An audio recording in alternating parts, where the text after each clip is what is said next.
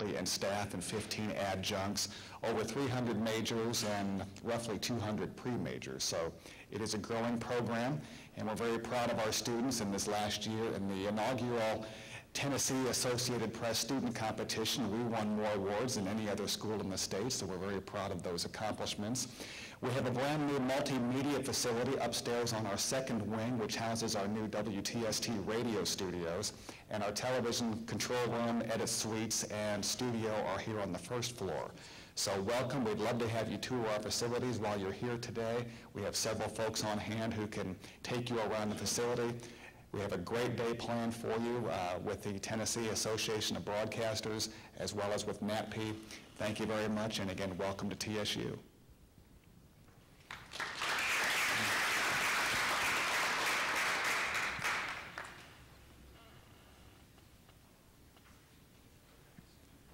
And so now we'll turn the floor over to Mr. Klein. Thank you very much. I'm sorry? That's all right. Okay. And I'll turn the floor over to a former FCC commissioner. Debbie, if you would, you want to use the podium up here? Yes, I would love to. My students know that I have a hard time sitting down because I have so much energy. So thank you all for being here so much, to the broadcasters for inviting me, and to TSU for hosting us. It's really a terrific time in your early careers to be here and have this fantastic panel that you have to hear about how they got where they are. Nashville has launched some incredible journalists. You all may know some of them. Robin Roberts, who, although is very sick, is usually bright on Good Morning America. John Siegenthaler was the publisher of the Nashville Tennessean, but what you may not know is that he's one of the people who actually helped desegregation to occur throughout the entire country, and was kind of the kitchen cabinet to President Kennedy. We've had presidents, vice presidents, and obviously famous journalists who have impacted not just our state, but the whole country and actually the world. Whit asked me to come by today, one, because I happen to be in town and I'm a former FCC commissioner.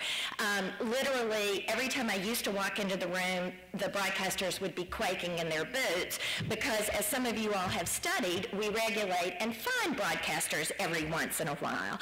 But actually, my relationship with broadcasters goes back many, many years, actually when I was in my very early 20s and first worked for Governor Alexander, now Senator Alexander, and the very first phone call that I ever made would be to journalists. So whether it was Shots for Tots, whether it was trying to do something about anti-drugs and anti-alcohol campaigns, these people were the very first people, and I actually really felt that it was always a partnership between policymakers, elected officials, and our broadcasters.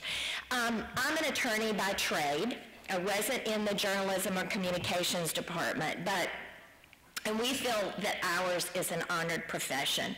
But I think that yours is probably the most essential, necessary, and critical profession for our country. And that is because you all are the people who ensure that we have a democratic society, that our government continues, because you are, okay, students, what is the media? Come on. The fourth arm of government, okay? So these are the people who make sure that we all know what's going on inside of the government. So that's why today is so very important, so that you all can find advisors and mentors and perhaps even paying jobs to help you follow your dreams. So most of you all have probably learned a little bit about the FCC, and I won't get into that. Rather than you know, the whole concept of whatever indecency may mean to the FCC or to us, I think it's important to think about the fact that the FCC is now discussing really important issues that you all are going to be part of, and that is mainly about the spectrum, our airwaves, the public's airwaves. And so I hope that you all will be part of those discussions going forward. So think about what our country has actually provided to the world just in your lifetime.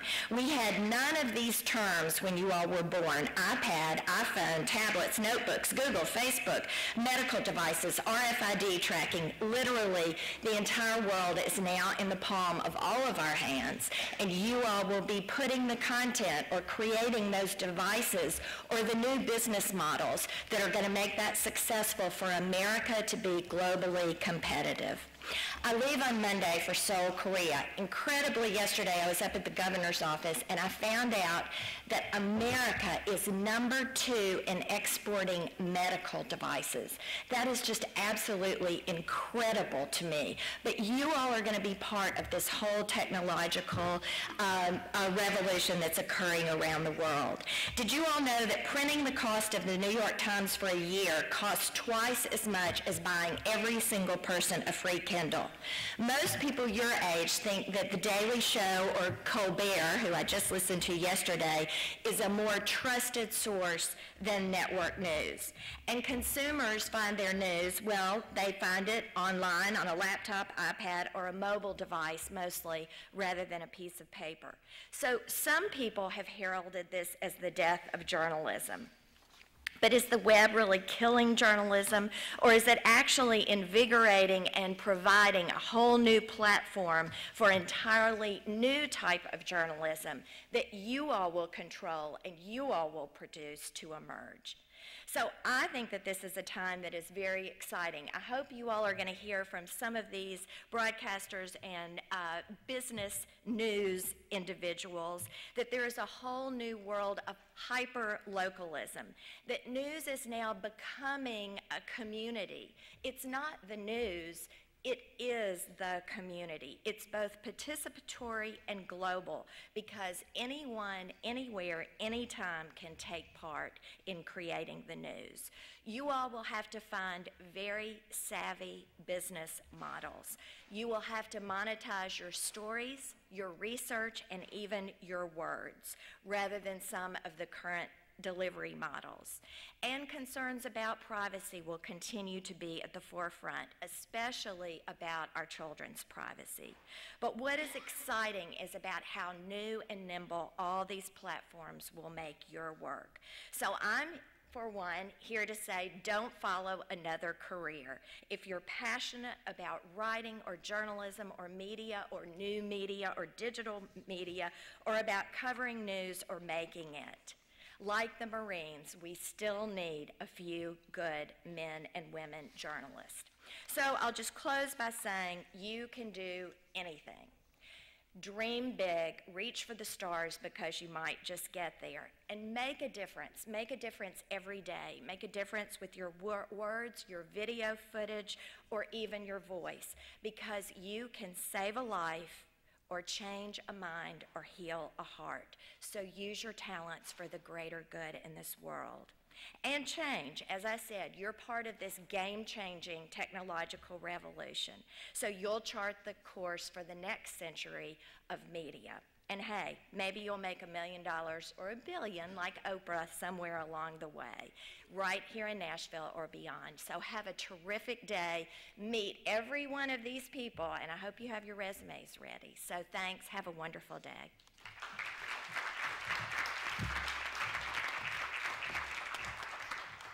Commissioner Tate, thank you very much. That was a keynote speech. That was just great.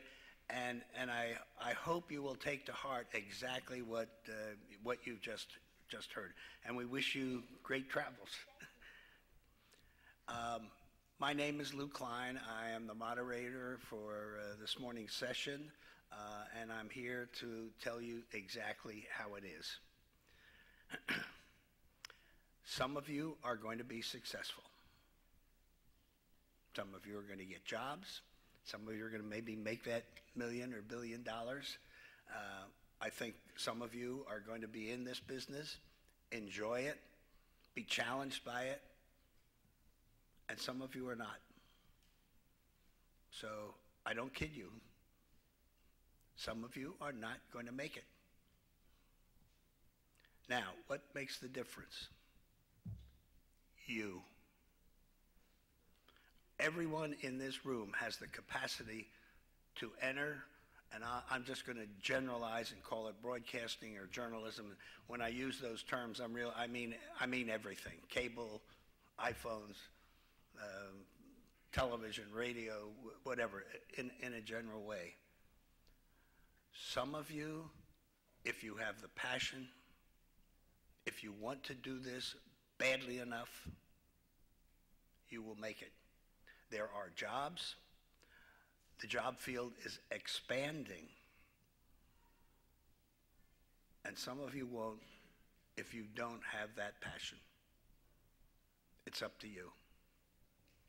And so the fact that you're here this morning and have the opportunity to hear from people who have been successful.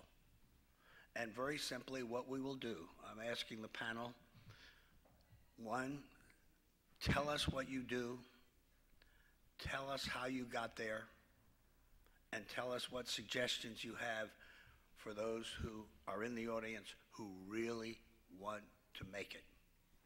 I'm not going to do any introductions because just in the nature of your telling us what you do and how you got there,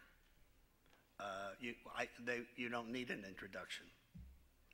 I suggest to you that you make notes, that you listen, and I tell you, today could change your life. If you hear one little suggestion, one little trick, one little cue that makes you think, how can I apply that to my career? What can I do that I hear? And it may not be a major subject. It may be just something that somebody did, how they got in the door, how they got an interview, what they put on their resume. So listen for the little things that can make a difference in your career. We will take questions at the very end after all the panelists have spoken, so you'll have the opportunity to ask any questions that come up.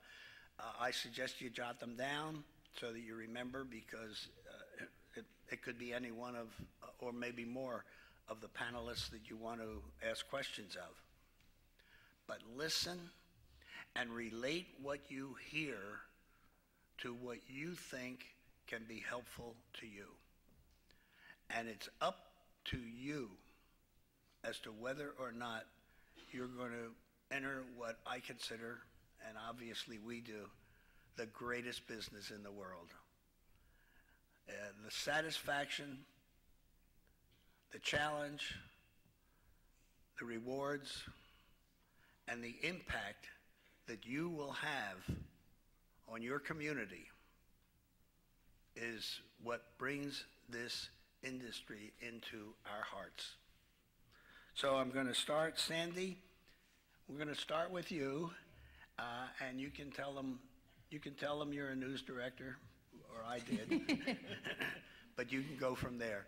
And each of the panelists is going to do that, and if you take, there are 9, if you take 5 or 6 minutes or so each, that would be just about right, and then we'll have questions and opportunity to respond to the audience.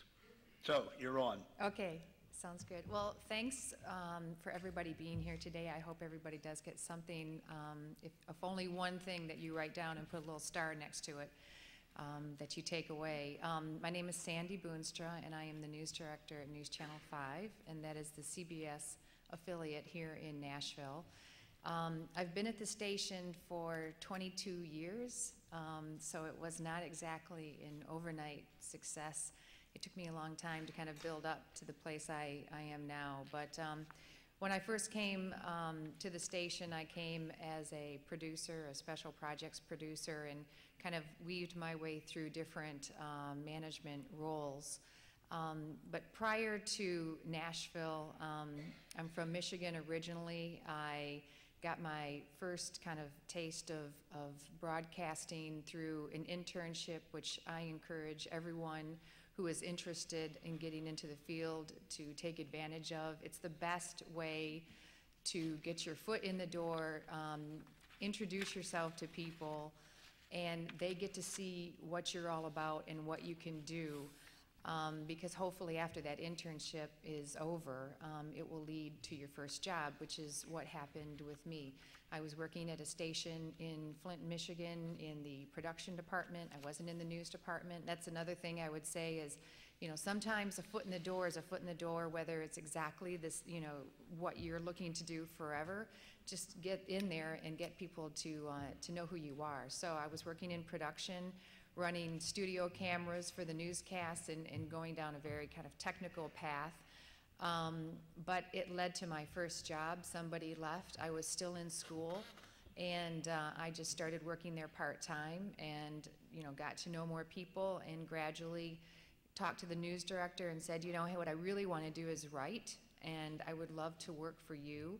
And I made that transition from production to news, which I think they actually appreciated because they knew I knew some of the behind-the-scenes stuff that, you know, it's kind of good to know whether you're in the news department and you're writing to have some production background.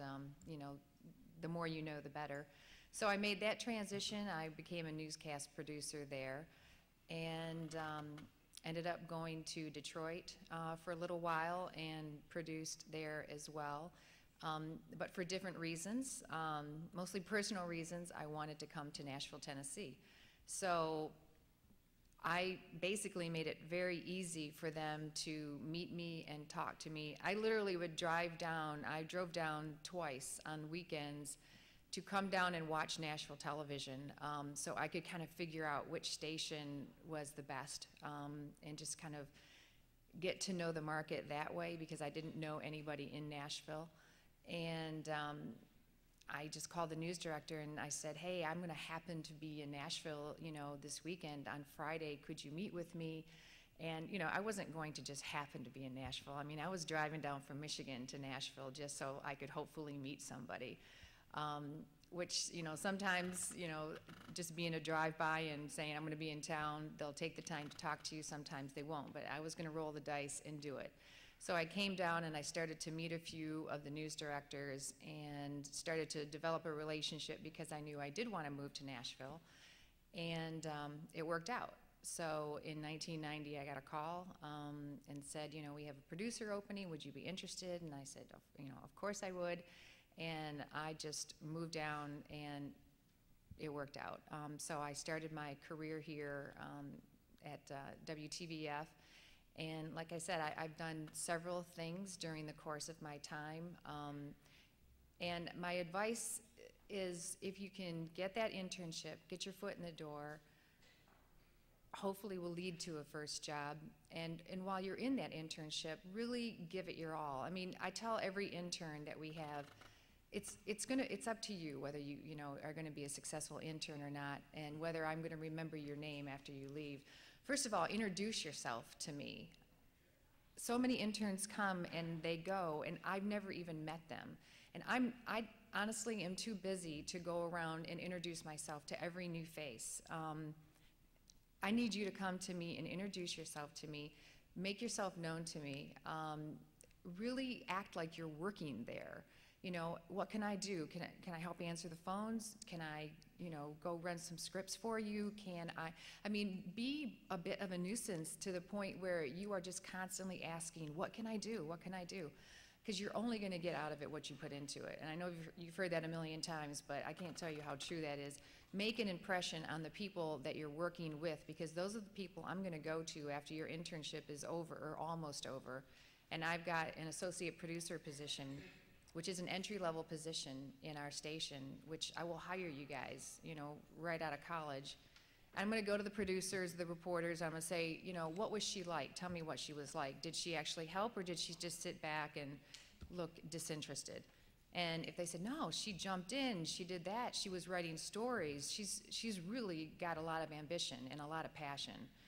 Well, that's all I need to hear. That's the first thing. If I heard you didn't really do much, you know, I mean, this is your time, you know, you are basically auditioning for your job.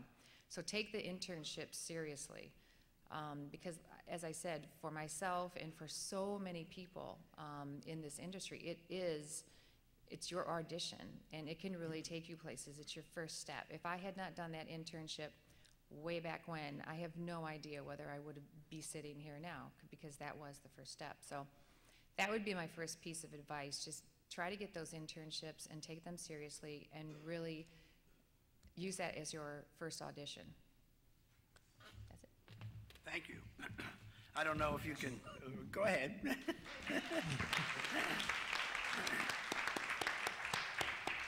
I think the people up front can see this. I don't know whether all the way in the back, but I can just tell you there's a big headline here, and it just says, internships ease the road to jobs after graduation. So true. How many of you have had internships? If you haven't, and you're still in school, you've got it up, still have the opportunity to do so, do so. I'd like to just pick up on two things that Sandy said. When you have an internship, or when you have an opportunity to be around a broadcast station, be pleasantly aggressive. Pleasantly aggressive. Live by that. As you said, you can't introduce yourself. And I might also add one other thought for you. It's not who you know. You'll hear, oh, you got to know somebody, you got to be related to somebody, somebody's uncle will get you in, whatever, you know, whatever. It's not who you know. It's who knows you. And Sandy pointed it out. You've got to make yourself known. And if it's not an internship, but it's just going for an informational interview, whatever it might be. In fact, in the opportunity you'll have during lunch, getting to know these people and having them get to know you. Now, everybody dreams about owning a station. That's sort of the thing that no matter what your job is and what field it is, you really want to be an owner. And so now we're going to hear from an owner. Kenneth? Good morning. Good morning. My name is Kenneth Forte. To kind of give you my background and my story, I actually am the owner of WDKN 1260 AM and 101.5 FM in Dixon. Really, it is an interesting thing because, as Sandy said, I went to undergraduate at Harding University and played college football, and I started working on the campus station when I was a freshman, doing the news, pulling the AP wire. Some of y'all may remember the AP wire, and reading that. And I'm not as old as some people, but I did pull the AP wire. I read the news. I started doing a radio show called Jammin' and when I was in college, and it was probably one of the funnest things that I've done. But I knew from the day that I stepped on the campus what I was going to do, because I had watched the newscast. I'm originally from Little Rock, Arkansas, and there was an African-American sportscaster on the station. His name's Max Morgan. He later became my mentor because I interned at that station and then went to work for that station when I graduated from college. And he's now in Dallas at KDFW, the Fox station in Dallas. But I selected him as my mentor, and he didn't even know it. And that's where my love for television and radio started. Just watching, playing high school football and being interviewed and doing all those things really made a difference for me. And when I went to college, I started immediately working for the high school, the campus station, and we had a television station as well. And as a freshman, I often tell this story, Sandy, I was reporter of the year as a freshman. So it's never too early to get involved. Our station in Dixon, to kind of get to how I got to the ownership part of my career, I started in radio and I worked for the University of Arkansas at Little Rock's basketball radio network, and I actually worked alongside of my mentor. And then I went to work in television, but I always knew I wanted to do something different. As far as ownership, it's always been a dream. Sometimes these days it's a nightmare, but it is one of the things that I really wanted to be able to do. And I'm one of 11 children, next to the youngest of 11 children. So you can imagine that's a major dream for a young kid growing up in Little Rock, Arkansas, and you're next to the youngest of 11.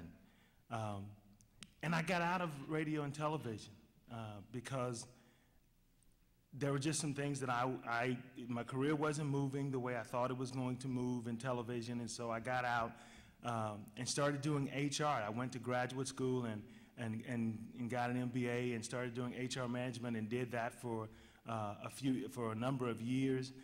But the dream of owning a radio station never left my mind. And to kind of give you the story of how we purchased WDKN. WDKN actually went off the air March 19th of 2009. We bought it in May of that year, 2009, and brought it back on the air in July 27th. So we've owned that station for 3 years and made a lot of changes. We are a country radio station, and it's one of the few, or the only African-American owned, we own 100% of our station, country radio stations in the country. And the emphasis for us has always been about how do we do radio, how do we have fun radio, and how do we make an impact on our community. It takes a lot to be in this business, but also to be, especially when you're talking about owning a radio station. But to kind of share my dream, I guess, more or less, my wife is actually from Dixon, and we would visit her parents every other weekend. And 3 years before the station actually went out of business, we drove through downtown Dixon, and I looked at my wife and I said, you know, we ought to buy that station. I didn't know the financials or anything in that station. And the irony is, it went off the air on March 19th. My mother-in-law was actually scheduled to be on a radio show that Saturday. It went off on a Wednesday. So my wife called my mother-in-law and said, how'd the radio show go? And she said, well, baby, that station's off the air. And then my wheels started turning, and because nobody knew who owned the station. And I found out who owned the station and began to do the market research and all of the planning, and told my wife, you know what, we ought to buy that station again. She looked at me and she said, yeah, we ought to buy that station. But then when I started doing all the work and said, yeah, here are the numbers, we're going to buy this station, and she looked at me like, are you crazy? Because we were in the middle of a recession. But it was a great time for us because I already had a 5-year business plan. We bought the AM, and then a year later we bought the FM. And last year we created RFC Sports Network that allows us to cover every sports team in Dixon County. And Dixon is a bedroom community of Nashville, 50,000 people in the county, and 5 different schools. So we now have rfcsports.com, our website. We actually broadcast high school sports on the radio, and we stream Creekwood High School football online. So our goal is just to continue to grow. And I will tell you, if you have a dream, as long as you have a destination, and you plan it out and you strategically think about how I can get there, you can get there. It may take you a while to get there. Look, I was out of radio and television for about 12 to 15 years. I knew on air, but I had never owned a radio station. But I knew what I knew, and I knew people who knew what I didn't know. And so one of the things that I have done is I seek out people who are smarter than me. And I always tell people, if you're the smartest person in your group, you need a new group. And that's the truth, because we're able to pull from other people's knowledge. And we try to tap in, I try to tap into people who have been where I desire to go, people who are willing to share information and advice with me. You don't have to take all the advice, but at least you are getting it, and you are not afraid to learn from other people. That's how we have had the success thus far that we've had, because I realized I know what I don't know, but I know where to go get the answers. And you can't be afraid to do that. What I suggest to college students all the time is have a plan. If you don't have a final destination in mind, any route will get you there. But you got to have some kind of plan. Be a strategic thinker. Always thinking, how do I get where I desire to go? And realize that there are no easy paths. You know, if you want to be on air at Channel 5 or Channel 2, there's no easy path. My first job out of college was a job offer with KTVE and El Dorado, Monroe. El Dorado, Arkansas, Monroe, Louisiana. And you should and my first job offer was $12,700. And I looked at him and I thought, wait a minute, I was an All-American football player. Everybody knows me. $12,700. Needless to say, I didn't take that job. But it was because the station where I interned offered me a job. It wasn't much more money, but it was where I wanted to be. And to be able to do that, you know, I knew that I wanted to be in television. I didn't know, you know, some of the routes that it was going to take me, and I didn't know, you know, ultimately how I was going to get to this point of radio ownership. But the biggest challenge that I faced was not getting frustrated because things didn't happen as quickly as I desired for them to happen. And you will find that you may have to take some detours, but don't lose track of where you ultimately desire to end up. In radio ownership, I do everything from empty the trash to sit down with business owners and strategically plan how to market their business. I tell our advertising partners, I don't sell radio advertising. I sell marketing strategies. How do you market your business to my listening audience? And that works for us. And we've been very fortunate and blessed to have the success that we've had thus far with our stations. But it takes work. The only sales job I had was I worked for Dillard's one semester. That was my sales job. But I sell the best product I know, and that's our radio station. So I don't have a job. I'm doing what I love. And it takes a lot of effort, and you know, we have interns at our station because I believe that it is important to train the next generation of broadcasters. And it's not going to be easy, because if it was easy, everybody would already be doing it. But you got to be willing to work, and you've got to make some sacrifices, and you've got to be willing to commit. And my final thought is, learn to network. Don't be afraid of networking. You know, when I talk to people, I am constantly trying to seek out information, not just for what I can get from them, but how we may be able to mutually assist one another. In networking, you'll never know. You know, I have people who call me and say, hey, I've got so-and-so, they want to do advertising. Can you talk to them? And it's because of the network. And when you are willing to put yourself out there and share and learn from other people and network, and you never know, as Sandy said, You know, you never know who's going to remember you when that opportunity comes up. So don't be afraid to network. You know, it'll make a difference for you. It's who knows you.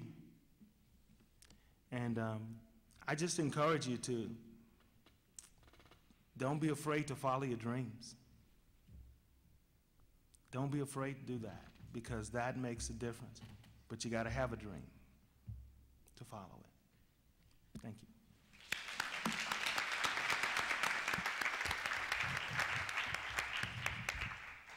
Well, that's a pretty tough act to follow, huh? My name is... No, that's all right. Oh, sorry. No, good, good. I was just going to say, what you've just heard should be an inspiration. It really should. Now. Now it's my turn. He had me all revved up to follow my dream. My name's Katie Gamble, and I am the general manager of 6 radio stations in Clarksville, Tennessee, and an online news site called Clarksville Now. I manage a country station, I manage a hot AC station, I manage a classic hit station, I manage a rock station, sports talk, and then another AM station, so I stay quite busy. My career was just a little different. I didn't have a plan, and I don't advise that for anyone. I just started doing radio and fell in love with it, and that's the truth. I was selling for a newspaper in a small town called Pocahontas, Arkansas. Yeah, making like $200 a week trying to figure out what I was going to do, and I get a call one day from a country station that said, "Why don't you come sell for us?" And I did. I started selling for a country station, KFIN in Jonesboro, Arkansas. And I was very successful in sales, and I'm going to talk to you about that just briefly, because I wasn't a salesperson either, but the truth is I didn't know that I wasn't supposed to work hard. If my boss told me, you come to work at 8 and you work till 5, that's what I did. I just worked. I didn't know that there was another alternative. And I loved it. I just fell in love with it instantly. So I wanted to know everything about radio. If there was some new technology coming out, I wanted to know. I didn't care if it had to do with sales. I made myself very accessible to my general manager, because I just wanted to pick his brain and learn everything that he knew. And I was a sales rep only for about 5 years before I got promoted to a sales manager. And I was and then Clear Channel bought our station. So I was working for Clear Channel as a sales manager. And I managed a sales staff of 12, which is a lot of sales rep for one sales manager. And I competed against Saga Communications. And I tell you that because in 2007, I get a call from Saga saying, "Will you go to Clarksville, Tennessee and manage our stations there?"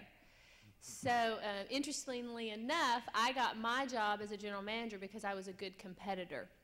And I don't mean good as in that I outsold them. I mean that I respected my competition. I think that we're all kind of compete here, but if you have someone that you compete against and they're good at what they do, you respect that.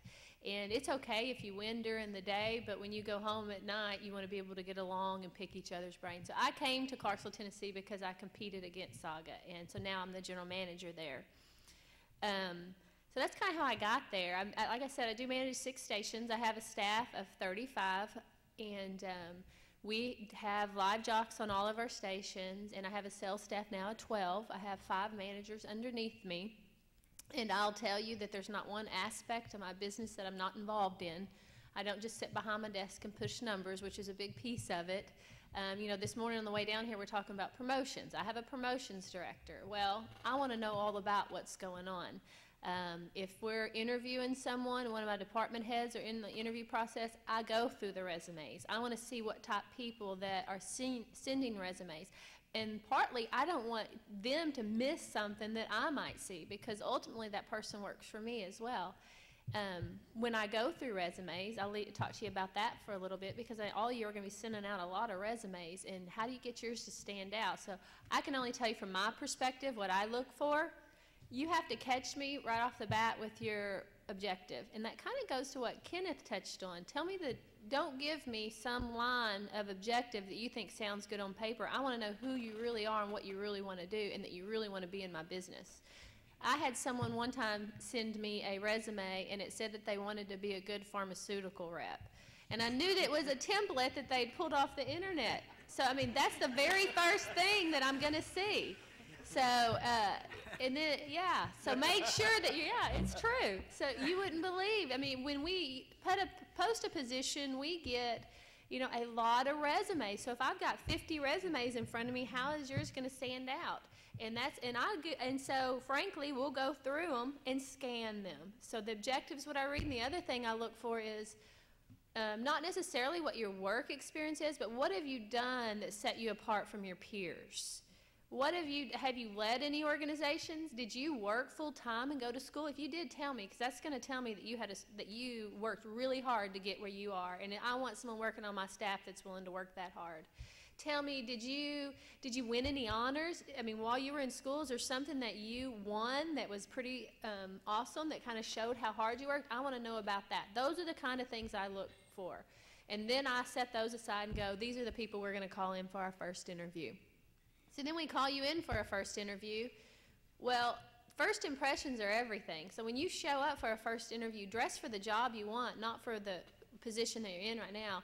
I mean, if you come in for a job with me, you better have a tie on, you better be looking nice, because that's how I'm going to expect you to dress when you work for me.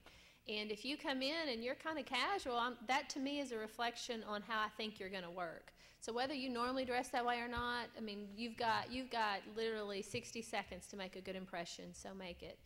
And generally during the interview, I really enjoy the interviews that I have that are comfortable.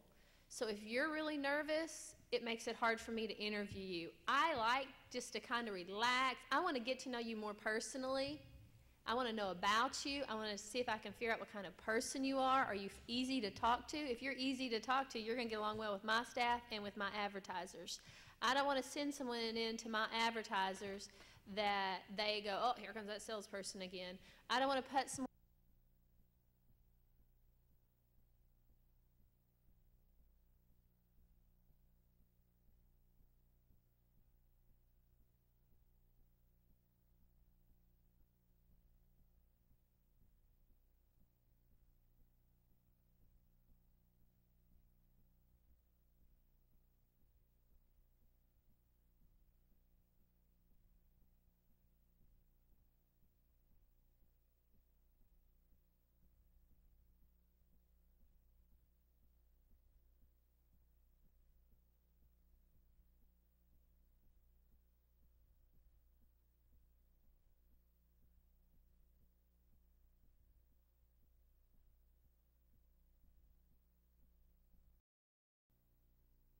Does the first round of interviews, and I do the second.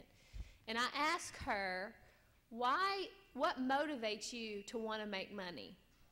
And of course the standard answer would be, because, you know, I want to continue to grow. No, she said to me, because I'm a little materialistic and I really need a lot of money to buy things.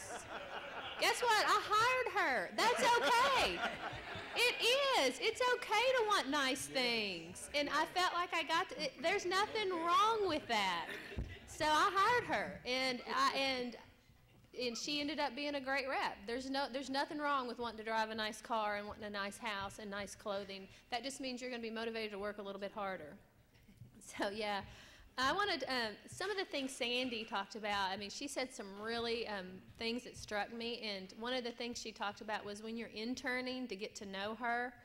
I'm going to tell you that if you don't, the interns that come to my office and introduce me and then swing by every now and then chit-chat with me are most likely going to go further in our organization, because there's so many that do come and go. And I will tell you that I know that it's intimidating to see a general manager sitting behind their desk all day thinking, oh, they're busy, I don't want to bother them. The most important thing that we can do is grow our employees. And if my door's shut, that's the only time I'm not busy. So I just get caught back there, and I do want to get to know you. This year, we filled 2 positions in our building with interns. And a lot of that had to do with, we already knew their work ethic. We already knew what type of people they were. A piece of paper can't tell me what kind of person you are, what are your morals, what are your ethics. We already knew that about that person. So we filled 2 positions in our building this year with interns. And we went out. We went out and did interviews with everybody else, but at the end of the day, those 2 people were the ones that made the cut because they were the most qualified. We knew them. We had a relationship with them. They knew us. So she's very right on with that. Something else I was going to say is that I think it's okay to be bold, and I liked what he said earlier about, what did you say, be pleasantly aggressive. If you're too aggressive, it does kind of turn us off. If you call me every day and ask me for a resume interview, I know you're thinking that that's being aggressive, you're going to get the job. Probably not.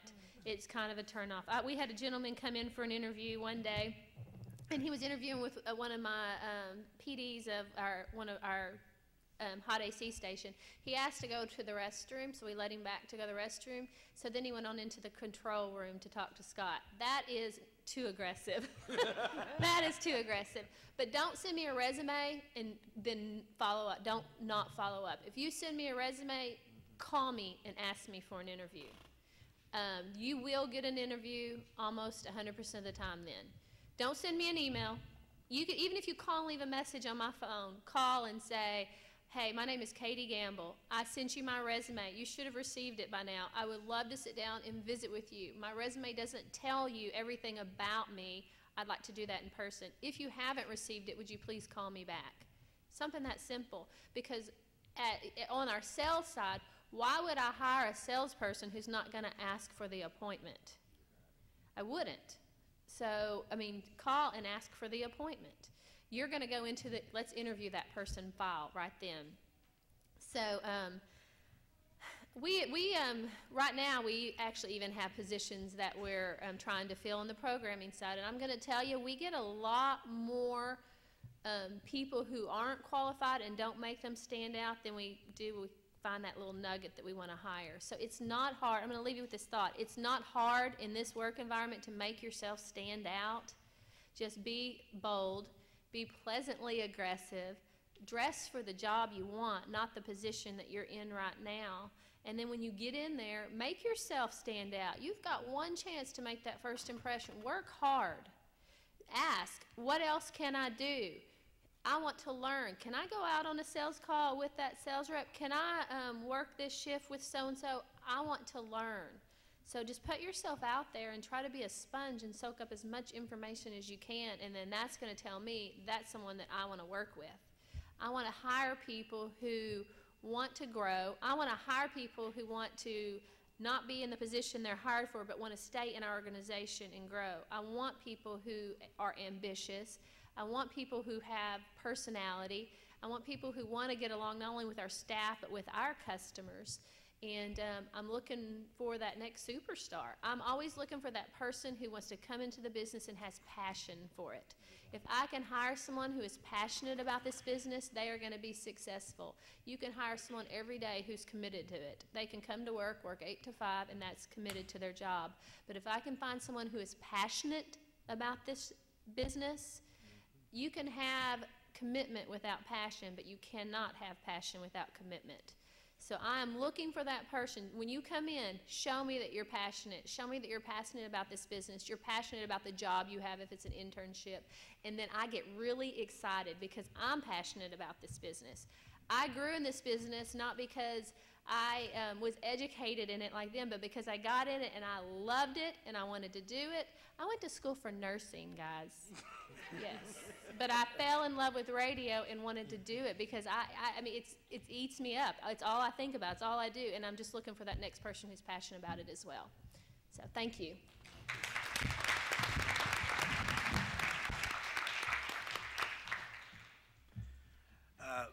One point about resumes, just in passing, be sure that whatever you put on your resume is true. You would be amazed at how many resumes show up with facts that are a little bit exaggerated. And in all probability, you'll get caught, and that's the end of any chance of an opportunity. You are passionate, and we appreciate it. That's what you need. That's what you need. Our next panelist is somebody everybody knows, I'm sure. After 30 years of broadcasting, we welcome Ann Holt. Thank you. Thank you, and good morning.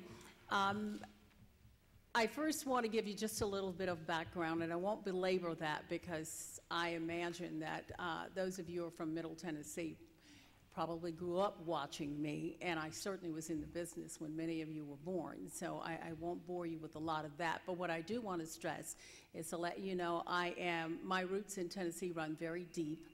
I was born in West Tennessee. I was educated in East Tennessee, and I was fortunate to have a wonderful career and raise my family here in Middle Tennessee. I am a first-generation college student, and Kenneth, I can best you on that. I had 13. So, and I share that with you because I want you to know, as he pointed out, you can do whatever you want to do. It is all up to you.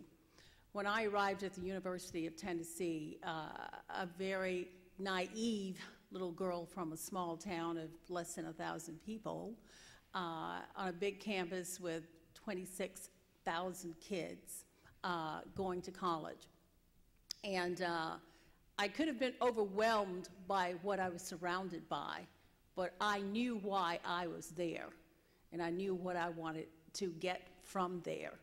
I didn't know exactly that I wanted to do television, but I started out in theater because that was my passion. That's what I enjoyed doing.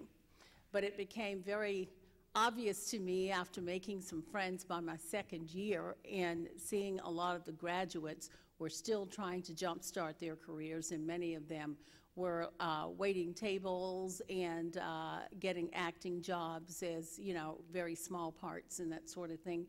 And having grown up with a big family and parents being sharecroppers, I'd already felt like I had paid those dues. So I wanted to look in a different direction to see if there was something else that I could do using what talents and strengths I thought I had, what passion I had for what I wanted to do. One of the things I wanted to do, believe it or not, despite growing up in a family of living with 10 kids, was I wanted to work with people. Boy, did I get good people skills.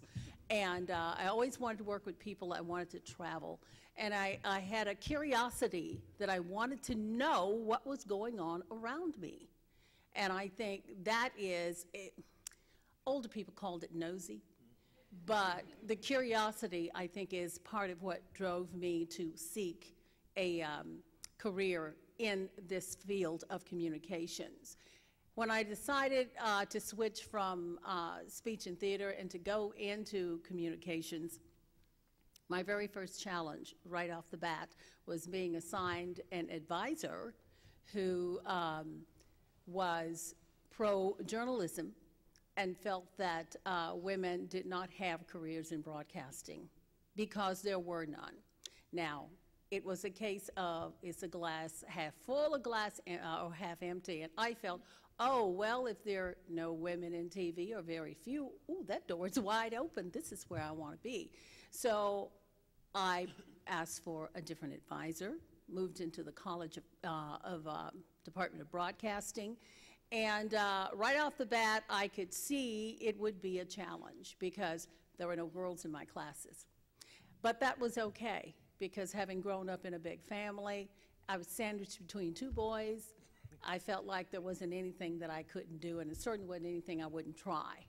So I graduated. My fourth year of college, we were in an 8 o'clock class, and one of the news directors came out to show us how to use state-of-the-art broadcasting equipment in the newsroom.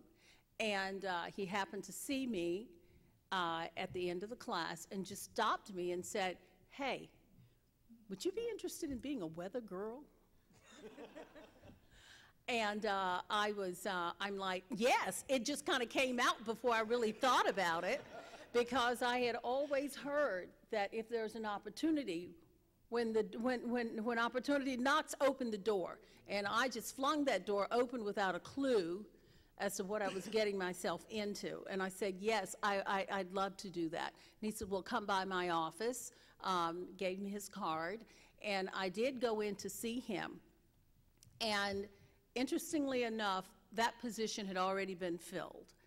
By the time I got there, they'd already found a weather girl. But he said to me, he said, you know, there's something about you that I like, and I'm going to give you a chance to work here. How would you like to be what we now call APs, Associate Producer? And once again, yes, absolutely. So I actually had a job working in TV at the NBC station in Knoxville, Tennessee. I was attending the University of Tennessee at Knoxville. And I actually had a job my senior year working there.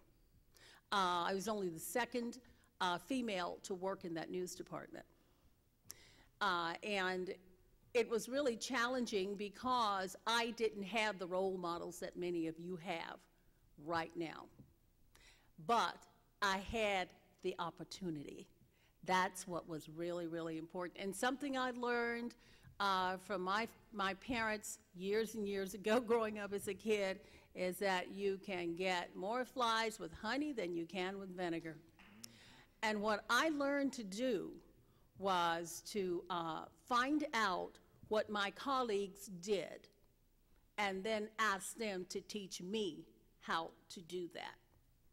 If you are in these internships, that I know you do, it is best to, you know, be humble. Ask them what it is that they can teach you how to do. Also, respect what they do. I think Katie mentioned that as well. And you get that opportunity, you do learn to do everything you can possibly do, because that's the time for you to find out whether you really want to do a particular task or go into a particular field. And the one thing I can guarantee you, you'll find out what you don't want to do, even if you don't know what you want to do. So I've seen a lot of challenges over the years. I've seen a lot of changes over the years. I've worked every shift in TV that there is to work, and I've learned from every task I have done. I adopted the philosophy very early on. I won't just do my job, because when you're part of a team, sometimes you have to do somebody else's job as well. And you certainly need to know what the jobs of the team members are who work with you. I give all the credit to people who are behind the scenes, because they are the people who make it possible for me to do what I do and to make me look good. That's how I try and put it. They make me look good. I owe a lot of debt to them. I would say to you, in terms of opportunity, when there's an opportunity, pursue it. Examine it very closely. I know that there are a lot of graduates who don't like to leave home, who want to stay at home and work. When I went to Knoxville and took the job in Knoxville, Knoxville station was in market number 65, I believe. And it was really phenomenal to me to make the leap to 29 from 65. But I was able to do that through a connection from a graduate from the University of Tennessee. So this is another place where you can see that networking really makes a difference. If your first job is an offer to go someplace that you've never heard of, do your research, you know, and if it's not the #1 station, because you may not be as fortunate as Sandy was to go to the #1 station, examine what the opportunity is. What can I learn here? And also remember that pay is not going to be good to begin with, not where you want it to be. But also, it's not the most important thing either. I was making, when I first started out, I was making less than $100 a week. So, and granted, it was a long time ago, but it was just a business that did not pay a lot of money. Not in the beginning, but if you work very hard, you position yourself well, you get in markets and areas of responsibility, you earn your way, then the money gets better. I think the most rewarding thing for me in my career and in my entire life is that I have been able to enjoy balance. I've been able to raise a son who is now out on his own, almost. And They come back. Come back. And I've been able to enjoy a fabulous career. I've been able to meet people. I've had opportunities to do things that I never, ever dreamed of. And I think that the responsibility that comes along with this job is really enormous. You are entering a whole new world, literally, a world, cyberspace. I mean, just completely different from the one where I first trained in. But the responsibility is still the same. You have an obligation to your craft, you know, and to your fellow man. So remember, every story that you write, it affects someone. It has the power to change lives. And as Debbie Tate was talking about, remember that you have this power and you have this obligation to use it for a greater good. I'll never forget Alex Haley, the author of Roots, is from my hometown. He spent his boyhood years there growing up. And when I first met him, he was so thrilled that we were from the same place and we were both journalists, writers. And I remember him telling me that you have an awesome responsibility and never forget the power that you hold. Do not take it lightly. Put yourself in the shoes of the person that you are writing about, and remember that you can change lives, and make sure you change lives for the better. So you have an awesome responsibility ahead of you, but you have great role models that you see here, counselors who can help you make decisions about all of that around you. Don't be afraid to seek out counsel, and I just wish you all the very best in the future.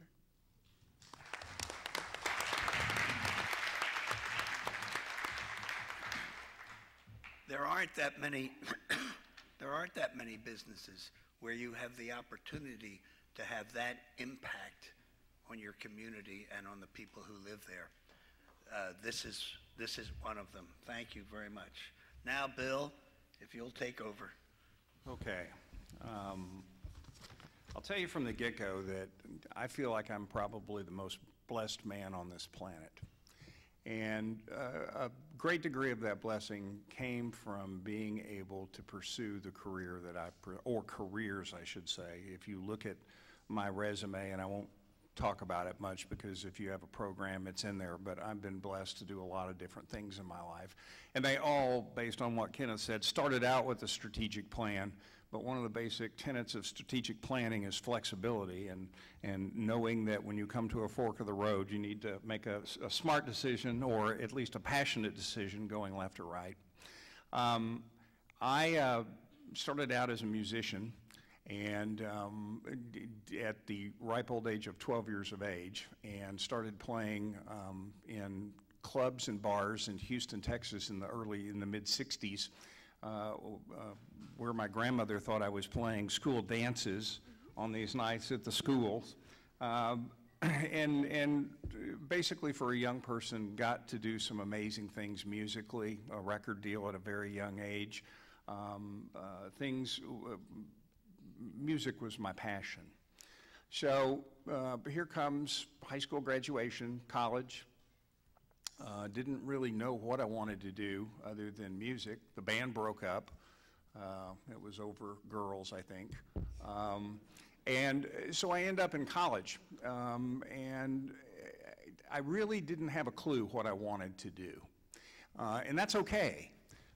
So I can tell you that my broadcasting career came about due to a college counselor who looked at me and said, well, I have exactly what you need. And she sat me down and put me through 2 days of battery of testing, and I'll never forget, it was the Edwards Personal Preference Test. I'm sure they don't have it anymore, but I'm sure they've got some variation of it available. And the results came back from this test, and they said, well, Mr. Main, it's very, very clear. You need to do one of two things.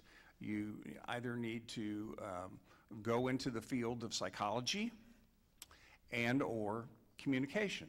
So I went to the library and I did diligence, and I realized that if I got a PhD in psychology, and this was back in 1969, I think I could earn $32,000 a year. And I thought, you know, I don't think I really want to do that. And then I looked at communication and saw, well, this is about engaging people. This is about entertainment. This is about music. This is about creativity. And so I enrolled in communications.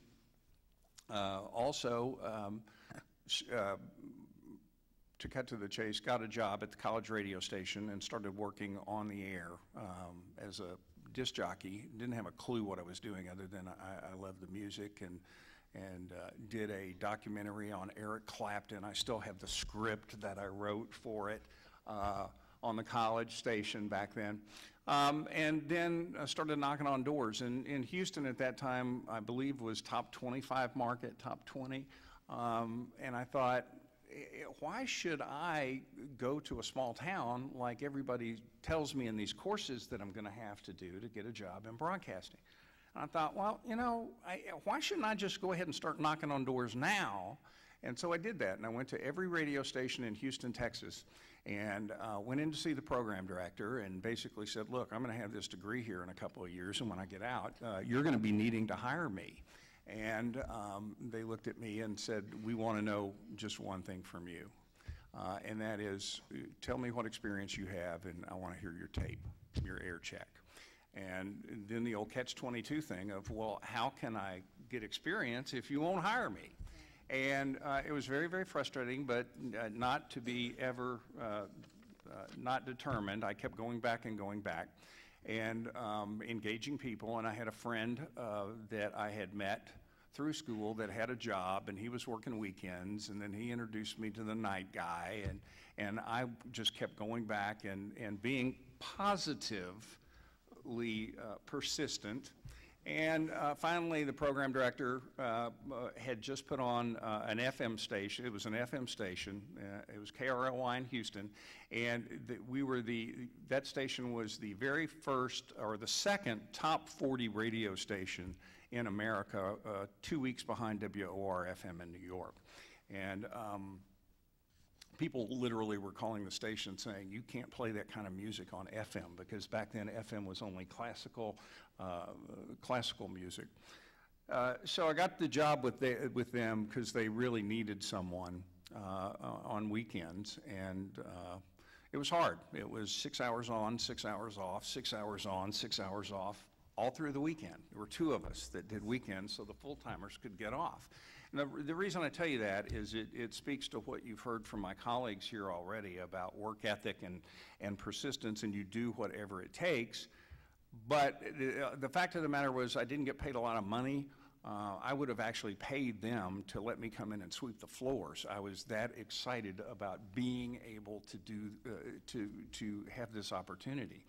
And I did that through college, and then by the time I was a junior, or sophomore, junior, the program director called me up and said, I'm going to fire the all-night guy. It was some kind of union thing that was going on, and he goes, I need to know right now if you'll take the all-night show, which means you come in at 11 o'clock in the evening, read the news for the last newscast of the day, and then be an air personality for 6 hours, and then get off the air and read the news for the morning guy until 9 o'clock, and then you can go to school.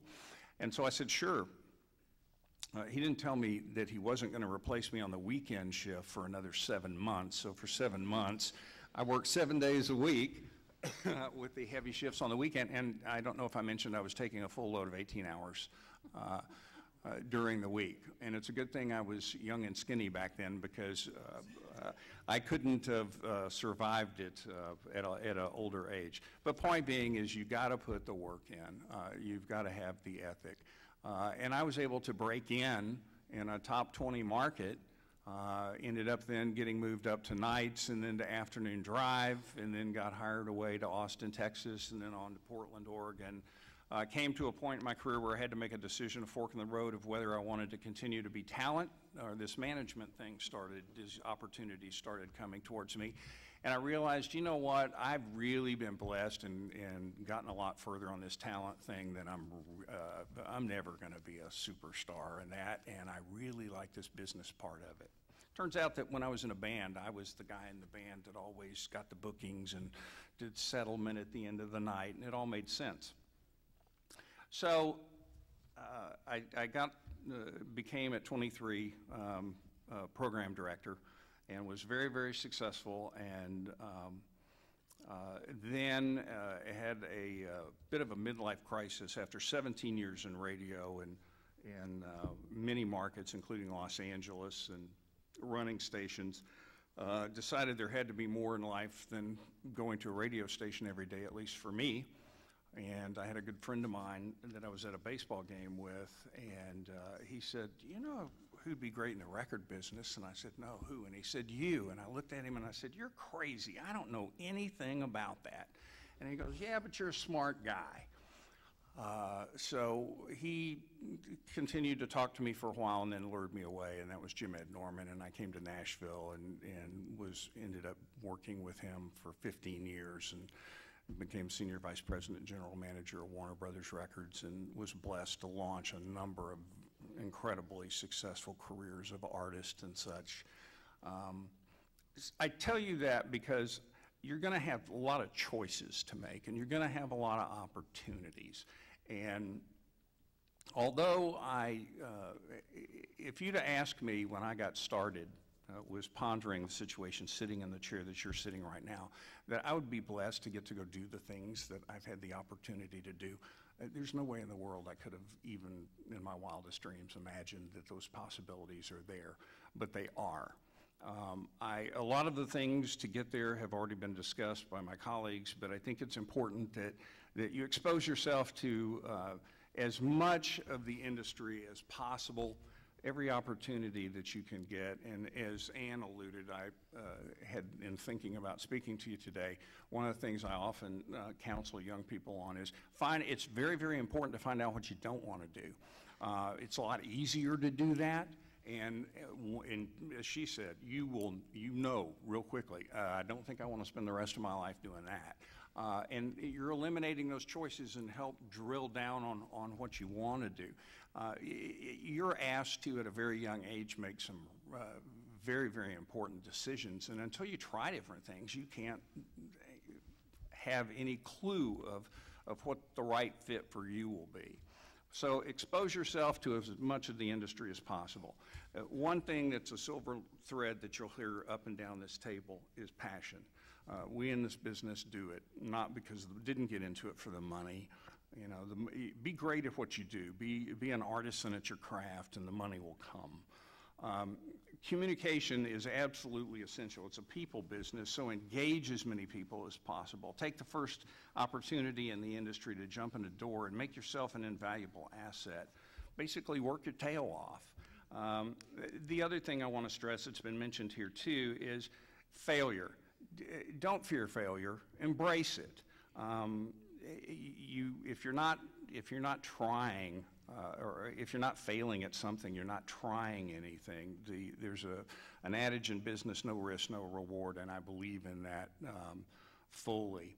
And in something that we discuss, my current job is I'm the executive director of Country Radio Broadcasters, which is an organization that puts on country radio seminar every year.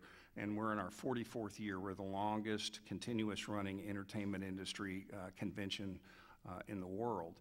And I'm blessed to, after serving for a number of years on the board of directors and have these different experiences in my life, led me to the opportunity where they asked me to take this organization into the future. And what Country Radio Seminar is, it's a platform where two symbiotic industries, country radio and the country music industry, who are very dependent upon each other, come together for a week here in Nashville every year and discuss how we can do better business together, develop better business practices. And it's a pretty amazing phenomenon, which is why it's been around for 44 years. So part of the thing that I've been encountering a lot of young people and discussing in this area is that with the corporate situation, there are a lot of great jobs available in broadcasting today, a bunch of them. But are there some difficult times going on in business? Absolutely. One of the things that happened in the broadcast business with deregulation brought a great loss in jobs and a great deal of press about that. But if you are focused and are willing to stand up and be bold, now is the time to do that. Unfortunately, there's a lot of fear driving businesses today. You have to stand up in light of that fear. Do not duck and cover. If you duck and cover, yeah, you may not get fired in the next week, but I can guarantee you as far as your future is concerned, you will be overlooked. So standing up and believing in your ideas is something that will take you very, very far. Embrace change and innovation. Be excited about new challenges in technology. They bring opportunities. And more than anything else, I urge you to be a problem solver because I think if you're not a problem solver in business today, you're part of the problem. Don't seek the perfect job and success. Again, let your passion lead you and make that for yourself.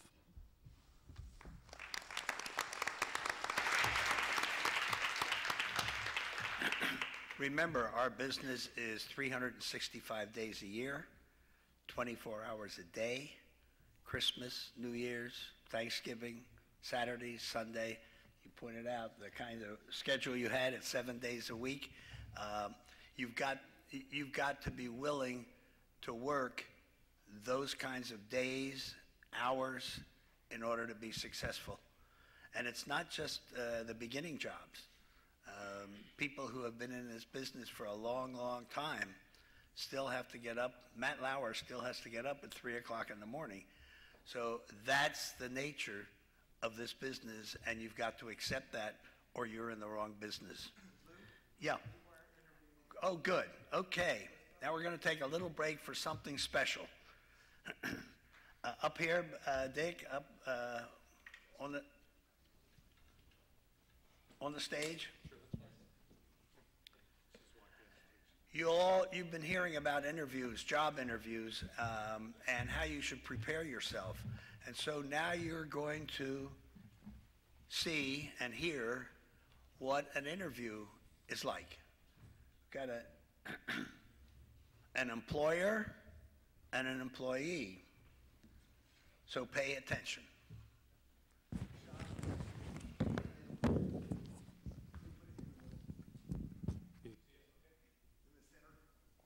Go up a little bit. Okay.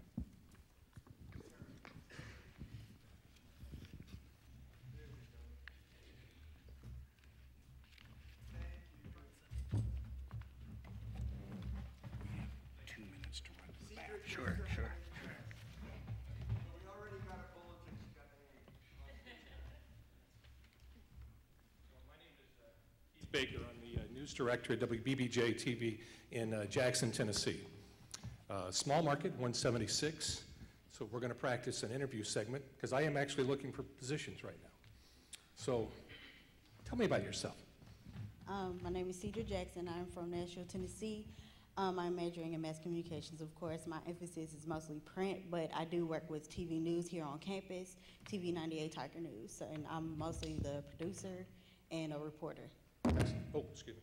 Okay, now, have you had any field experience as far as reporting? Have you gone out in the field? Professional, no. Only on the school basis. That's the only experience that I have so far. Okay.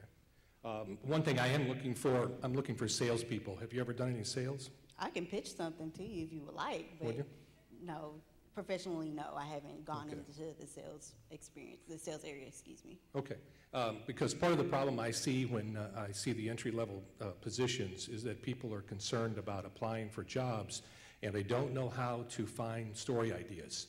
How would you go about trying to find stories? Well, being that I'm from Nashville, it's kind of relatively easy for me to maneuver around town to see what's going around town, and it's easy for you to just listen and see what's going on. And being that I'm from here, I kind of have the ability to go to different business venues or go to different events. And that's kind of advantage for me because I can find story ideas there. And then it's not just having oh yeah, they're having an event right here. You can look at, example, like a billboard or something like that and find something that's kind of controversial to the community. So I feel like I have that advantage, I have that advantage for finding a story that way. Okay. Where do you find your news? Where do I find my news?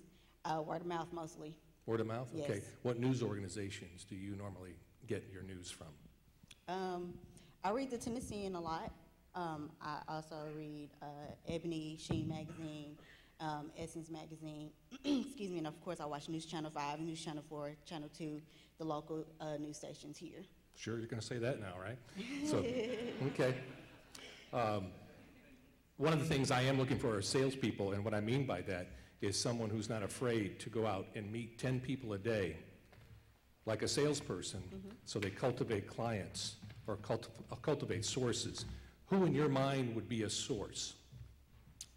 Actually, his name is Yusef. He stays right down the street. Okay. The bookstore is called Al-Kibulan Bookstore. He's been there for decades on Jefferson Street. Okay. And I feel that he has a lot of insight of what goes on, like a lot of issues that go on Jefferson Street, Right. being that TSU is like in the heart of Jefferson Street itself. So I feel like that's just one person that I can think of off the top of my head that I can Sure. go to get story ideas, to get issues that concern him and that concern other people as well. Okay. Would you consider the mayor a source? Of course. Okay. Of course. What about the fire chief? Is that a source? Yes. Okay. Is the police chief a source? Yes. Okay. I kind of agree with you in some respects, but they're going to give you a bias. They're going to give you their push, their side. So how do you go about finding the other side? I ask unbiased questions. So pretty much the questions are open-ended, so he can't say, well, yes, it's this, this, and that, but he has to explain why it is that way. That way we can get both sides, and that way I can go around and see what other sides are present there. Right. Can I ask you something about where I work?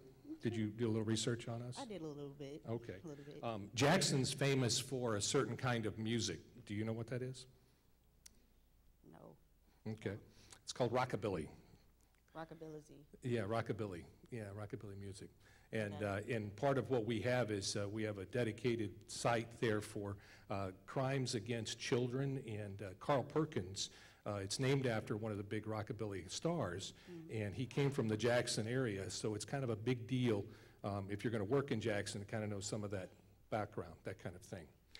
Can I ask you to pronounce the name? It's a name of a town. It's Milan. Milan? Pretty close. It's Milan. Milan. So when you interview, you need to research a market to know how some of the local towns are, because if I send you to Milan and you call it Milan, guess what the local folks are going to think? Yeah, yeah. Okay, good. Can I do a grammar question with you? Sure. Okay. Now, if I put this microphone down, is the microphone line or lane? Focus in on your grammar and spelling and local community news. Can you give me the governor of Tennessee's first name?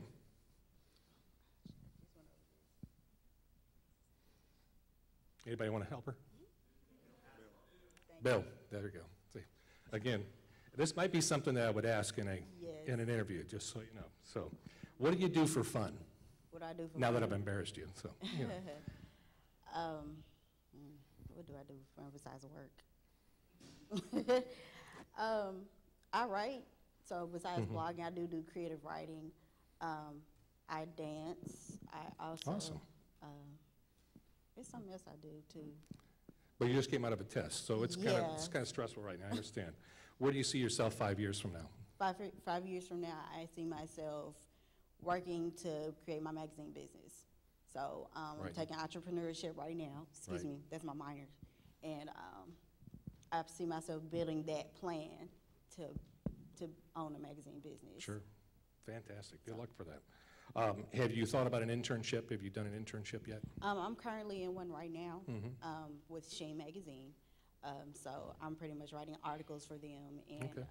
just helping out in those kind of areas as well. Okay, Excuse good. me. Do you have a clean driving record? And the reason I ask this is because it's something you don't think about when you ask for your first job. Do you have a clean driving record? I've never been in a wreck and I've never had a ticket. Awesome. As of yet. Because our reporter photogs are required to drive company vehicles, and so you travel, and West Tennessee is set up where we are, that you have at least an hour drive in a lot of cases to get somewhere. So you're on the road quite a bit, and that's part of the schedule, so you have to have a clean driving record. So anything you want to ask me? Yes. When it comes to, do you, excuse me, does your media outlet, do you find trouble having to, going to different sources where there is a burden, like a block, where you can't get into the information, like say, like the police, they say that you can't get the information or that it's not your business to know as of yet. Like, what do you do in those kind of circumstances? Yeah, it's a tough one, and we have people that will give us, like where there's smoke, we might be able to flush something out. In fact, we just finished up a 3-part series, which is kind of unusual for a city of our size, regarding our police chief. And the way we were alerted to that was the fact that there was a letter that came to us, and that information got us thinking and started the trail. And then we used the Freedom of Information Act to open up some doors and looked into some records and record keeping. So that kind of laid the groundwork for a series that we completed. So. Okay. What other ways do you get information besides word of mouth and emails? What other ways do people come up to you and say, hey, this happened, like maybe you should cover it? Like Facebook. Facebook mostly? Yep. So do you do Twitter as Oh, well? absolutely, yes. Okay. Yeah, we're quite into that, social media, so. Okay. It's Do a you real need help important with part. social media? Oh, we always do. Yeah, in Okay. fact, that's a viable part for all of our people that come on board. They have to be well adept in all of it, so. Okay. Does that go into your sales part as well? Because I remember you saying you need sales. Well, I was So- kind of being facetious with you. What I meant was I need salespeople who are willing to dig for stories. Right. So you really have to go out and look for sources, cultivate people that are in the neighborhood, just like what you talked about. That's what I'm looking for. I need the energy and the passion, like you've heard these people talk, and that's exactly what I'm looking for. We're getting the wrap up. Anything else? No. Okay, thank you.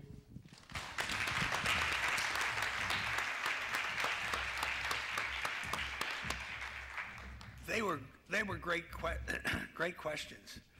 If you're going in and looking for a news job, you better know what's going on in your community. You better know the names of your senators, your congressmen, your governor.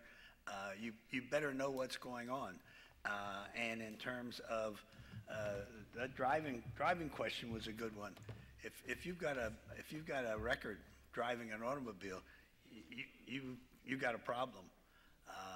So those are the down-to-earth, real-world questions that you can expect in an interview. And a lot of interviews are very tough. And sometimes the interviewer is deliberately tough just to see how you hold up under that kind of pressure. That was a great interview. I would hire her. She's got a job. Now, Miguel. You're on. Morning, my name is Miguel. I work for Nashville Public Television, the local PBS station here in Nashville. We cover all of Middle Tennessee, Lower Kentucky, and Upper Alabama. I don't do anything with broadcasting, production, and I have no desire to. So,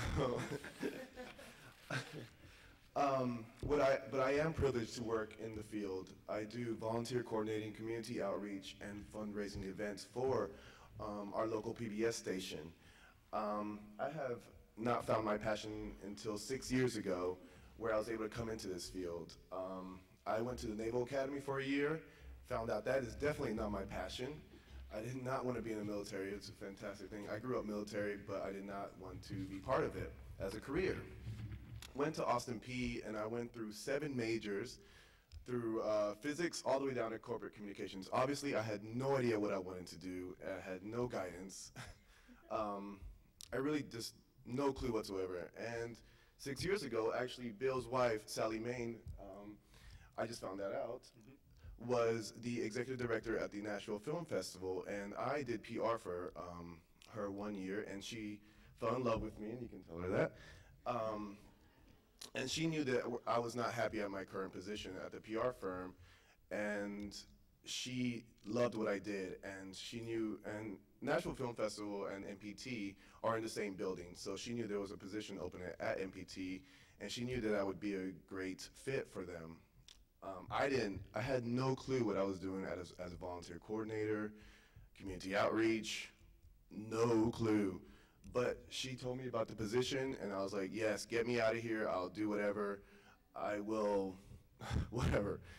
And I took it, and I found my passion. And volunteer coordinating and community outreach is what I love to do. And lucky for me, I had the opportunity of meeting such a wonderful lady when she gave me the opportunity. I mean, she wasn't part of Nashville Public Television, but she was in the same building. And she knew that I had the passion for it, or that I would do a great job. And I did, and I've been there for 6 years. So this month. This is gonna be really short. I am not a front person. I am way behind the scenes. So that's gonna be, oh, also, nonprofit. Money has been brought up. If you're going to go into the nonprofit world, this is not the route you want to go. Money in the nonprofit is kind of non-existent, but I do it for the passion. I do it for the people that I meet and the community that I want to support. Okay, that's going to be it for me. If you have any questions. Jenny Resnick, you're on. Good morning. My name is Jenny Resnick, and I am the Digital Sales Manager and Research Director for Fox 17 here in Nashville. I kind of feel, sitting on this panel, like I should be out there in the audience watching this amazing group of people speak, because my experience in this industry has been so quick. I've been in the business 12 years, which is amazing to me because it feels like just yesterday. I was being interviewed by the former general manager of my station for a sales assistant position, which was a position I had no idea existed when I was in your shoes at the University of Georgia. I graduated in 1999 with a degree in English and the dream of being a poet. And anybody who has taken Shakespeare in college, that's kind of, you don't become famous as a poet until you're dead. So I decided that was probably not the best route for me, and then I decided that maybe I wanted to be a lawyer. So I started to work at a law firm. While I was in school, I worked full-time at the University of Georgia, going to school full-time. And I didn't have the typical college student experience. I didn't live in a dorm. I didn't join a sorority. I worked full-time the entire 4 years I was in school, and graduated and had zero idea at all what I wanted to do, except that I knew that being an English major, I could do anything I wanted. Because if you know how to speak to people and you know how to communicate, then the world is open to you. When I moved to Nashville in 2001, I came here in pursuit of my husband's dream, actually. He wanted to be in the music business, as many people come to Nashville for that dream. And it quickly gets squashed in this town because it's so competitive. And I was madly throwing my resume out, and the whole time I'm working as a temp office worker through Ronstadt, because it didn't matter what I was doing, I knew I had to be paying bills. And that's the position you're going to find yourself in. You have to do what it takes for the short term in order to get to where you want to be in the long term. And I was at an insurance company typing in data entry, and I got a phone call from my husband one day that said, hey, somebody from Fox 17 called, they want to interview. And I was floored, because after sending out probably 150 resumes, I didn't remember applying for that job. And so I had no idea that the back end of television was so exciting. When I was growing up, my mom accused me of, she said I was going to be a couch potato the rest of my life, because I absolutely loved watching TV. And more than that, I actually was addicted to reciting the commercials. I would drive down the freeway with my folks on trips, and I would read all the billboards. I read every billboard I ever saw. I recited jingles, and I was like one of those weird kids that knew all of the jingles, but I didn't know the shows on TV. So an in-depth passion for television arose when I joined Fox 17 as a sales assistant, and I had no idea. They said they were interviewing me for the traffic department. Well, if you don't know anything about the business, my assumption was, wow, I'm going to talk to people about who's driving on the roads today. But that has nothing had nothing to do with it. I came in and I interviewed and had no idea what I was about to get into. And 12 years later, I am the research director for 3 television stations here in town. I learned through working as an administrative assistant that the passion that you need for this business is something that you don't get taught. You don't get a teacher when you get out in the real world. You have to teach yourself. I learned it's the chemistry of broadcast, which is Nielsen. I studied Nielsen every night from the time I got the research director position, but let me back up a minute, because when I was in the office, I was a sales assistant for about 2 years, and there was a girl in the office who always hid in her. She was always in her little office, and I didn't really know what she did. And every now and again, people would remark about how amazing she was at her job and how smart she was. And she put out these really cool presentations, and I kept sitting there every day, and I'd think, one day I want that job. And she left. She moved to another state following her husband's career, so I applied for the job. And I was told, I'm sorry, you don't have any experience. We can't give you that job. They interviewed 4 or 5 people, and every one of them failed, and finally I was their last ditch effort. They gave me the job just because they couldn't find anybody else to fill it, and I don't think that they've ever regretted that decision. Because over the years, I've taught my managers more than they've taught me. I took the role it was just an opportunity. I got the chance to learn this business from the inside out. I have industry experts calling me now for advice on Nielsen and Rentrack, and the next stage of all of this, which wasn't even around when I started in the business, is digital, and that's my second passion. About 4 years ago, Sinclair, which is the parent company for Fox 17, started developing mobile marketing campaigns. It was something that nobody in my office wanted to do because we have a lot of old school broadcasters in the business, and one of the lessons that I have learned as an up-and-coming person in this industry is that it's sometimes hard to accept the change that comes with new technology. 4 years ago, we were told mobile marketing is the wave of the future. People are going to be implementing text messaging into their campaigns the same way a telephone number was being used 50 years ago and has been consistently since then. It's just going to become part of our world. And the pushback from that was just incredible. Well, here we are today in 2012, and the projections for digital marketing are surpassing anybody's expectations. What it took television 50 years to develop as far as an audience base, Facebook did in 4. There are more smartphones now than there are computers. This is one of the lessons I've had to learn, was embracing that change and not being scared to dig in and learn about something that nobody else knows about, and being that person who people come to for that information. So as Miguel said, I don't get on the front line. I am so far behind the scenes, but I have taken my role as the very smallest person in the building, because the sales assistant is just above intern in the business. I sat and I listened for several years, and I learned and I watched the account executives and the sales managers and the news directors and the producers, the promotions people, and I learned as much as I could about what they did and how they functioned in the office so that I could better hone my craft, if you will. But when I started in this business, I wanted to write.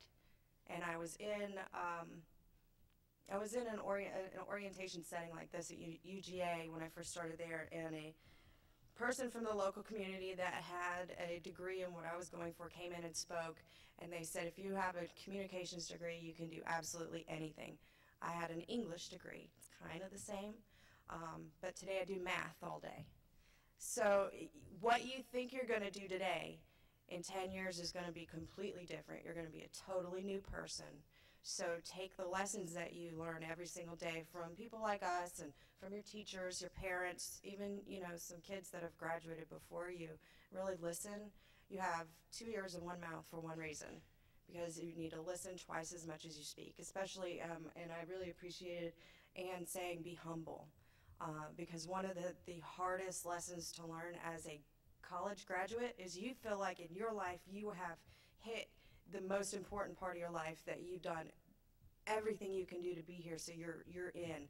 But when you get into the working world, there are people who've been in the business 20, 30 years, and you need to listen to what they have to say, because if you come in with predisposed notions of what things are going to be and you don't listen to the people who really know the business, you're going to get stuck. And I don't know. I don't know how you do what you do, because I couldn't sit on a TV screen every day, but it's amazing to me. Television is what's left of magic in the world, I think, and I appreciate being here, and I think that's about it.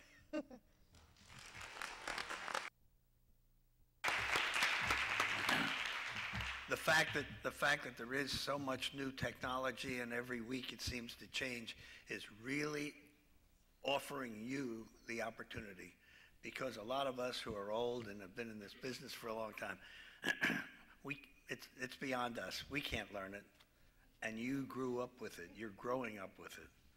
And so you're going to be replacing a lot of middle-aged individuals who just aren't with the new technology and the opportunities that's going to bring.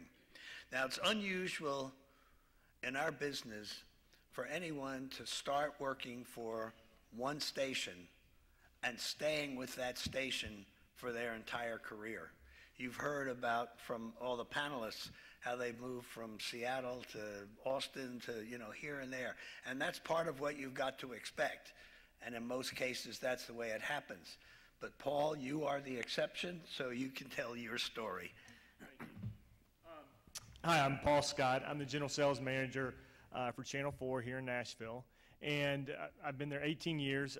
Very lucky to start my career there and hopefully end it there as well. I did start as an intern. So you've heard a lot about internships. You can make a lot out of an internship, obviously. So my advice is, when you get an internship, and as several people have already said, don't just do it to get it on your resume. It is the most valuable piece you're going to have to make an impression with potential employers. Ask for a project. Ask for something to do. It's more than just saying, hey, what can I do today? If you go to somebody and ask for a project, there is something on their desk that they haven't been doing that needs to be done, and they will gladly give it to you. Take that opportunity and run with it. That's exactly what I did. We had a new piece of technology. It's now old, but new at the time. I really studied it, learned it, and then was able to go out with the salespeople. There are internships in the sales side of the business as well. It's not just on the news side. So if you want to get into sales, I strongly encourage you to call and ask for an internship. And when you do, look for the decision maker. Don't just, and this is also as far as interviewing and sending out resumes. When you see an opening, don't just send your resume in, apply to something online and whatever job board it is, or just send your resume to the HR person. Figure out who the decision maker is. In news, it's going to be the news director. Sales, it's going to be the general sales manager or one of the local sales managers. Promotions, it'll be the creative services director. All of those names and usually the emails you can find on the station's websites. So definitely send the resume to the HR people, but follow up with the decision maker and be, as we've kind of said, that pleasantly aggressive person. It shocks me how many resumes I get and no one ever follows up. I think Kathy said it. If I'm hiring a salesperson, I want to know how they follow up. I am not going to, if I have an interview and I like the candidate and I tell them, well, I'll call you in 2 days. I'm not going to call this person back. I'm fully expecting them to call me back. I want to see what their follow-up is and how they pursue me, because that's exactly the way that they'll do on the sales side. One of the other points I would make, or pieces of advice, you kind of saw it in this interview session. Learn about the station you're interviewing with, be it the radio station, TV station, newspaper, whatever it is. There's so much information available online. One of the questions I routinely ask in an interview, especially of someone just getting in the job market, is who are our anchors? And it is 9 times out of 10 a very embarrassing question for the candidate, because they just stare at me like a deer in headlights. And it kind of dumbfounds me. You want to come work for my TV station, but you don't know anything about us. So you've heard passion thrown out all morning long, and I echo that. If you really want to come work for my station, you better know kind of who we are, what we do, what the programming is. And it's easy to find, especially in this age with everything online. As far as career advice, set goals. Set goals each year, set goals each month, and set goals each day. The way that I kind of set my to-do list, and it was what really helped me be successful as a salesperson. When you get into that first sales job, there'll be a little bit of training, but there will be a point where you're kind of at your desk and you don't know what to do. No one's going to say, hey, at 9 o'clock you need to do this, at 10 o'clock you need to do this. Your schedule will not be set. What will be set is kind of your quota, your budget. Your bosses are going to expect you to bring money and revenue into the station, the newspaper, the publication. You've got to figure out how you're going to do that.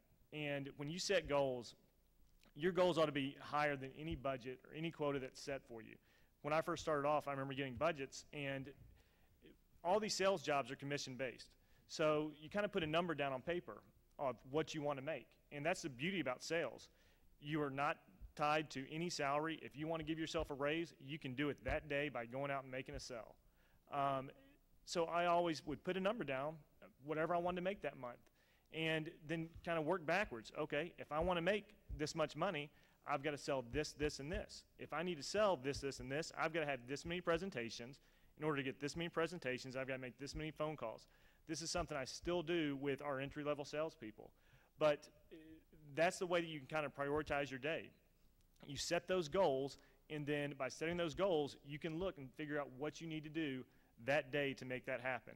Because there will be a point where you're kind of on your own. So just kind of my advice, when you go to the interview, be sure you've paid attention and know what the station is, and then set goals for yourself. Thanks.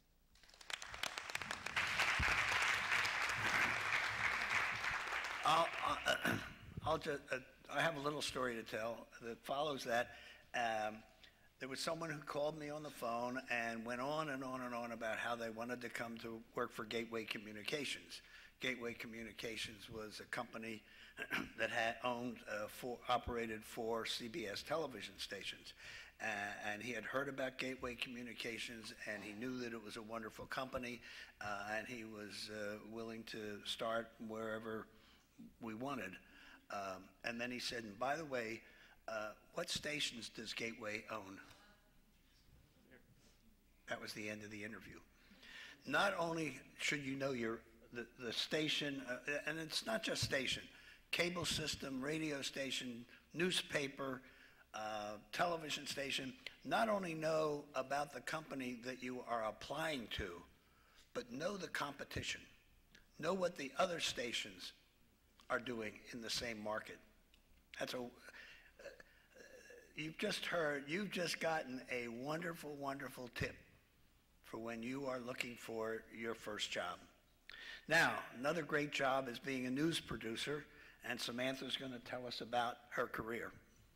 Hello, my name is Samantha Smith, and I work as a weekend news producer over at News Channel 5. And I guess you could classify me as still a recent graduate. I've been working in the news business for a little over 4.5 years now, but I graduated from MTSU in 2008 and basically hit the ground running. I think one of the misconceptions that a lot of college students have is that when you're in college, you're just doing college work. And I think one of the things that you need to be starting right now is starting your professional work. The things that you are doing in college are your experience. You know, when you go into interviews, they always say, well, what kind of experience do you have? And if you say, oh, well, I just worked at the college TV station, it wasn't that big of a deal, then that's what you're going to portray. You know, I worked at a television station at my college. I produced a newscast. You know, that's something that you can grab a hold of and say, this is professional experience. You know, if you want it to be professional experience, then it's going to be professional experience. I worked at the TV station at my college, and I produced everything I possibly could get my hands on. I produced a television show with the president of MTSU talking about a current piece of legislation that was coming through. And I had absolutely no idea what that legislation was, but I was in a class, and the professor is actually sitting right over there. And he said, I'm currently looking for a producer to do this show about a piece of legislation, and he briefly talked about it, and I was just like, I need to do that. I need to get my hands on something. I need to start working on something now. So that's definitely one of my #1 piece of advice is when you're in college, start working on something now. Don't wait, don't sit around, don't say, oh, well, when I graduate, that's when I'm gonna start my experience. You wanna start right away. I did every internship I could. I went to Disney, which was like a dream of mine when, you know, I was 12. I was like, oh, I wanna work at Disney with all the princesses. But I did probably, you know, one of, you would probably consider a very minuscule job. I led tours, just showing people around, you know, these are the different things at the parks, and these are some of the things that you can do. But while I was there, Disney has a closed circuit television station that airs only to their employees in the break rooms. That's a TV station. You know, I got to go behind the scenes and see how they were doing stuff, and they were producing news packages for the employees saying, hey, you know, here's some stuff that we've got coming up that you can take opportunities for. You know, even though it only went out to the cast members and it only went out to break rooms, it was a TV station, and I got to work and see how things were going. So no opportunity is too small. Anything that you can get a hold of, just do it. I reported sports. While I was in college, I know nothing about sports. You know, I watch sports on Sunday, but don't ask me players, don't ask me stats. I really don't know it. But I reported sports. You know, I did my research. I was very good friends with the sports reporter at the student newspaper, and I used to call him, like, you know, 2 hours before my newscast and go, so what are the sports stories today? You know, what should I know? But, you know, just any experience you can possibly get your hands on. You know, if you can go into an interview and say, well, yeah, this is what I want to be, you know, a producer one day, but I know how to direct a show. I know the steps that it takes to be a TD and work the control boards. I've done graphics before. You know, I've gone out on a live shot and watched them, you know, put up the mask and turn everything on and know all the knobs and dials. That comes in handy. And you definitely have experience in everything, you know. So, you know, no job is too small. Get started right away. And as far as finding a job, again, no job is too small. I've heard from people that I graduated from, you know, call me up and say, hey, so you work at Channel 5, you know, what kind of advice can you give me? Is there any job openings? You know, what can you do for me? And I say, well, you know, just look what's around you. You know, don't set your sights on saying, well, I only want to work in Nashville, and that's it. I'm not going to start anywhere else. You know, go to Podunk, Mississippi, you know, go to Market 184, you know, plant your feet somewhere and just go for it, and don't let anything stand in your way. So.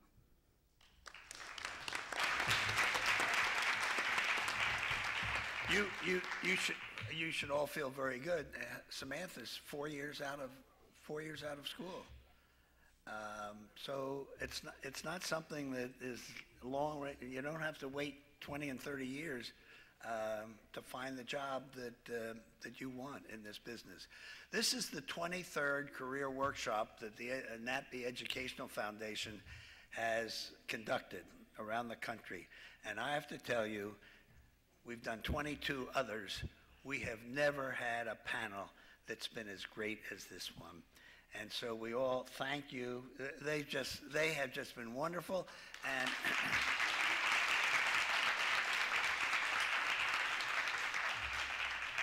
And if you've been paying attention, and if you have listened to the little thoughts and hints and cues that they have been telling you, then you're going to be successful.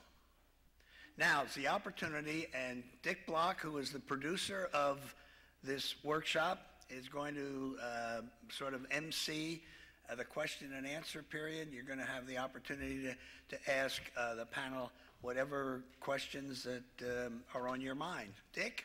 Am I going to do it? Yep.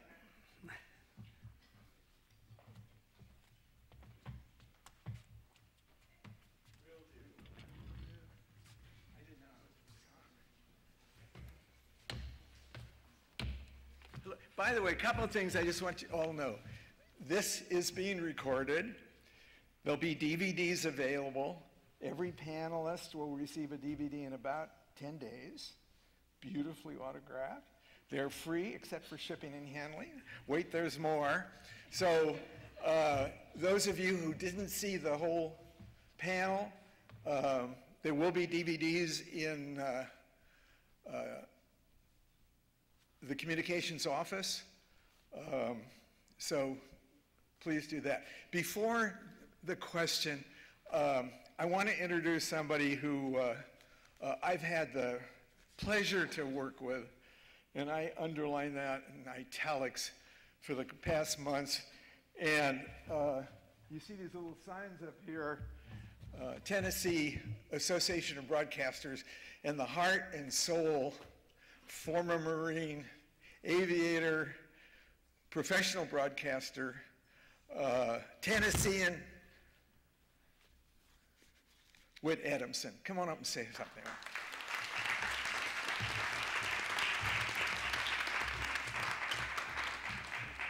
It kind of put me on the spot. No, I don't have the big booming voice that some of the air people do. In fact, I probably talk more like Katie and Kenneth from Arkansas, but we can understand each other. I'm Whit Adamson, Tennessee Association of Broadcasters here in Nashville. The other two people in our staff are out in the lobby. You want to talk to them, Brenda Height and Doug Combs. A couple of things you may not know to layer what you've heard today from this wonderful panel. Every state has a state broadcast association, and part of our duties are to help you find a job. We have websites, we have career fairs, maybe not as nice and elaborate as this, but certainly in a state maybe where you're from or you want to work, and they're here to help. Also, I want to point out, somebody like Bill Main today, how many of you knew there was a Country Radio Broadcast Association? Chances are you didn't. There are associations out there, and you need to know who they are and what they do, just like you need to know, as smart and successful as this panel is this morning, everybody but Kenneth has a boss. He's his own boss. But when you go talk to Sandy, know who Landmark is, or Journal. Katie mentioned Saga, that's who she works for. Young Broadcasting is big business. Merritt Broadcasting, Sinclair Business, not only know where they are on the dial, radio or television, but what cities they're in, what other pieces of media that they have, what do they do, and what are their real interests, and what are your opportunities.